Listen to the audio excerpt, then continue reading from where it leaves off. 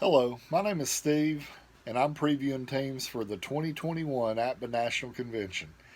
And in this video, I'm going to explain the process that I use to come up with my team previews and my data sheets, which I've posted some of them on my blog. And I'm just going to kind of go through what I do there.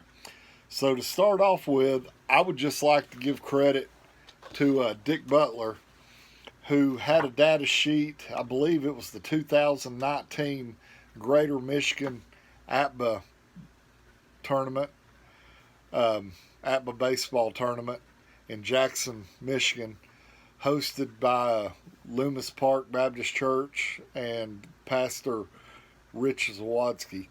Dick Butler was the runner-up that year to Greg Wells, who's won about everything he's done. And Dick Butler had this data sheet that I'll post behind me here, and had a lot of good information. And I thought, man, that's really great. And there was a line in an episode of MASH during the first season where they were going to raffle off a nurse or something, and I think it was Hawkeye and Trapper were talking, and they were like, what does everybody want around here? And they said, well, the nurses or whatever. And then Trapper said something kind of off the cuff, like, well, except for those baseball perverts. Well, I'm probably one of those baseball perverts. That's what I think about a majority of the time. And especially APBA, because I'm just obsessed with this game. I don't think a day goes by that I don't think about it a lot more than is probably healthy. But anyway, Dick Butler used the 1948 Cleveland Indians in the 2019 Greater Michigan APBA baseball tournament. So I'm going to be using the 1948 Cleveland Indians, and I'm going to show my little card I use when I do my videos that I clip to the front of my phone. I don't block the camera, so that way I can read it, and if anything, it's kind of a redneck way of doing on-screen prompts or whatever it is that people read when they're trying to look like they're looking in the camera. So anyway, that's just how I'm going to do this video. So I'll show a clip of my kind of revision of the data sheets that I do in Excel, and how I go through the cards and everything. So with the Cleveland Indians, I go through and I have a spreadsheet I use that is Mark Miller has helped me the last, 7-8 years, use the database it's from the Lehman database, the Sean Lehman baseball database, and basically he helped me compile the data the way APBA uses it, which if a player plays for two teams in that season, it compiles all his stats for the last team he played for. And aside from, I think, one player in the early 60s, APBA has always put the player on the team with which he ended the season. So anyway, with this database, I have all the players on the teams with which they ended the season, and I can change the cutoff. But it's one of those things, I'm at the age where I've done it a few times, but it's been years since I've done it, so I'm not sure how to change the cutoff. But I have the cutoff set for 20 innings and 50 at-bats for pitchers and players respectively, because that's the limits for the APBA National Convention tournament. So for this particular video, I'm going to use the Joe Gordon card as kind of an example. And so what I do is I look at the card and I put the positions. He's a second base 9 and a shortstop 7. Then I put his speed, and he doesn't have any speed rating, so he's not slow, but he's also not fast. And I also mark any second column 11s, because I've had bad experience with having a guy on second base and not paying any attention to a second card 11 on, say, a Chipper Jones card, and roll that 11 with the runner on second, and the runner on second wasn't fast, and I didn't play it safe, and he got thrown out at home, and I lost the game by 1 run. No bitterness there. And I don't remember that from 2013, but in the semifinals of the national tournament, because I don't have issues. But anyway, so that's one of the things I put in the, one of the columns. Then I logged the hit numbers, including extra base hits, and then sevens, tens, and 11s. So for Joe Gordon, as an example, I use 66, 11, 33, 7, 44, 55, 15, 25, either 31 or 51 or 51 or 31, and then 64 and maybe 42 if those are hit numbers. And on his card, I just put in my hits and extra base hits columns, and I also include the 42s on the card. I would include 1, 5, 5, 7, and then 10. And those are the numbers on 66, 11, 33, 22, and then 15. The other spots on the card either have 8s or 9s or, other numbers that aren't hit numbers.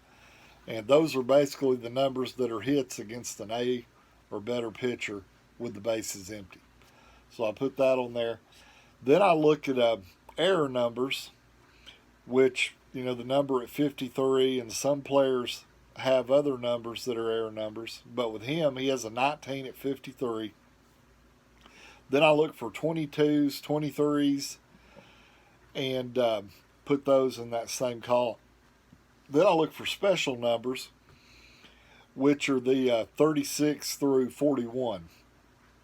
And Joe Gordon's a second baseman, so he's got a 36 maybe, or he has a 37.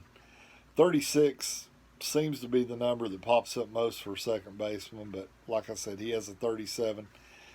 Then I do count the balls, or the 14s, which are typically based on balls with the bases empty unless it's against the ZZ pitcher.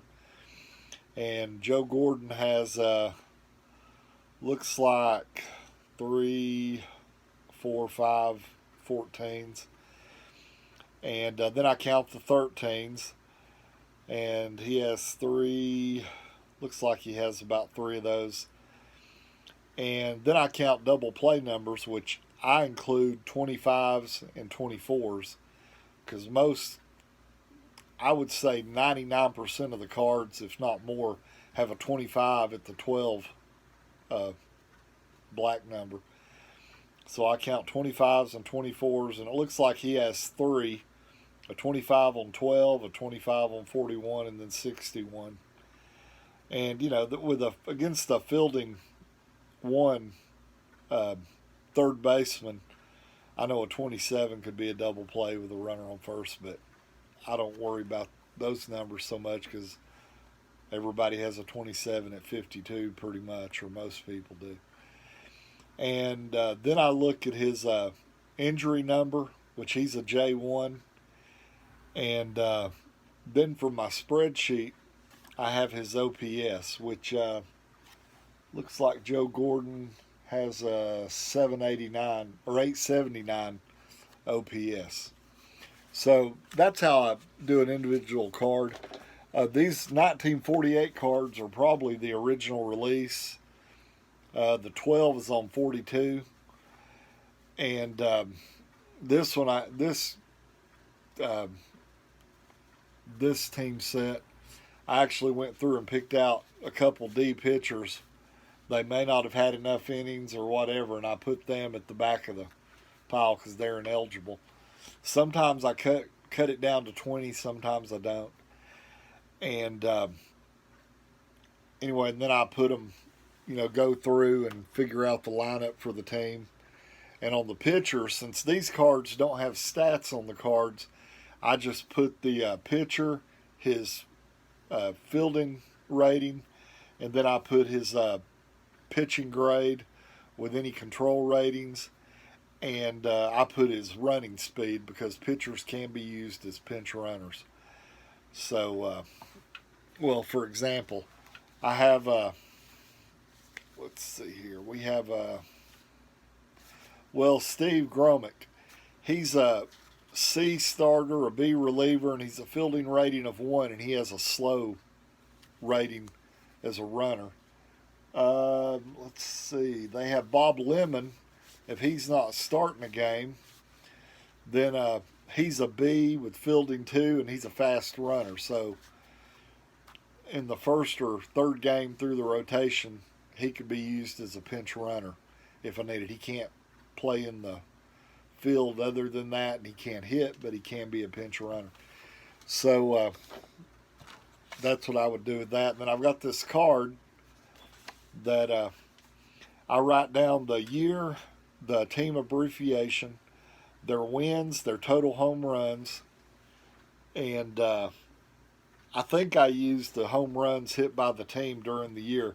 I don't use what I would call their APBA home runs, which would be, say, the team had traded for a big home run hitter in the middle of the year, and since APBA cards the player based on his whole season, I would add the total home runs. I've got a place on my spreadsheet where I do that, but these are just the home runs hit by the team while players are wearing the team uniform, not the total number of the players hit during the season, if that makes sense. Then I put the fielding rating. I put what I perceive as some of what the bench can offer. Like for this 48 Indians, for example, I have defensive, pinch hitting, and pinch running. And then I put the starters. I put the relief pitcher grades, and if they have anybody that is strictly a starting pitcher that didn't make the starting rotation, and he can be a long reliever, then I notate long relievers. I put the total number of Ks. Sometimes I put the total number of base on balls. That's something I've just started doing in maybe the last week, if that long. I put the total number of double plays. And when I'm doing my lineups, I tend to put a player that is one of the top 3 or 4 hitters and put him at the leadoff spot, because there's nothing worse than getting the first runner on than rolling a 24 and ended up with a double play. And so I try to put the second and third hitters with fewer numbers of 24s and 25s. So I put the team total of double play numbers. I put the total number of first column ones, and because those are home runs, and if I'm going to roll 66 and 66, I want to get 2 home runs more than I want to be in the second column and just get 1 home run if that happens. I know it's whatever 36 squared, it's the chances of that happening, but I want to get 2 home runs out of that. I put the total number of zeros because anything in the second column, it's like you're hitting against the D-grade pitchers. Those are hits, so I like to know that number. I put the number of fast and slow runners in the starting lineup. And I also put the number of single column cards just because I like single column cards. And then I put the average OPS for the starting 9, because I feel like OPS really correlates well with winning. So, that's my little card I use to clip to my phone to do my little 1-minute short videos. And, I've got all that information on my spreadsheet I use. I'll put it behind me here. But, that's how I do it. And the way I pick teams is I just go through and pick teams that I find interesting. Some of them have 100 wins or more. Some of them don't.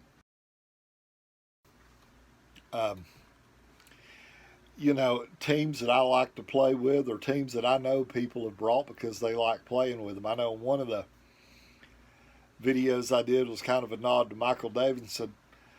because he likes to bring the 62 Mets. And I know he's not going to make it this year, and he's going to be greatly missed. But, you know, different people bring teams for different reasons. Everybody wants to win. But if there's, 50, 60, 70 people playing, one person's going to win. And most years, the team that wins, somebody else brought that team and they didn't win. And I know in 2019, the finals, you know, Amy and Mike both had the 2017 Washington Nationals. So we knew after that the 2017 Washington Nationals were going to be ineligible. But, they just happened to make the finals and play against each other. I think there was one or two other people that also brought the 17 Nats. The year the 1905 Giants won, there were 3 or 4 people that brought that team. So, it all comes down to dice rolls, but you have to put yourself in a position to where you can get favorable dice rolls and take advantage of them. If you're coming to win and that's your sole motivation, there's a good chance you're going to be disappointed. But if you're going for the camaraderie and the new friends you make and the old friends you get to see again, you're going to really have a good time. And it's just a great amount of fun. It's, for us APBA geeks, it's, Christmas in APBA land. And I just really encourage people, if you go to the convention once, you will really want to go again. It seems like there's very few people that come once and don't come back. I know with the change of location from Lancaster to Alpharetta, it's been difficult for some people, but it's worth the effort. And most of the events for the tournament are indoors because, this year it's going to be at the end of August, and I'm sure we'll have a cold snap at some point during the 3 or 4 days where it's not going to get above 90. And the humidity, may dip below 95. So you may be able to, stick your big toe out the door and it won't immediately break out in a sweat. But that's the exception and not the rule, because it's generally warm. We live in the South.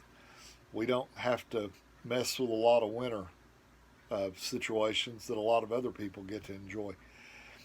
But, we do find time to play APBA, and the whole week is about playing APBA and, meeting new people, like I said, and just it's like John Cochran says, it's the family reunion with the family you enjoy. And so anyway, I just hope this is a little bit of a help. I know I've rambled a little bit here toward the end, but just as always in my videos, just thank you and good luck.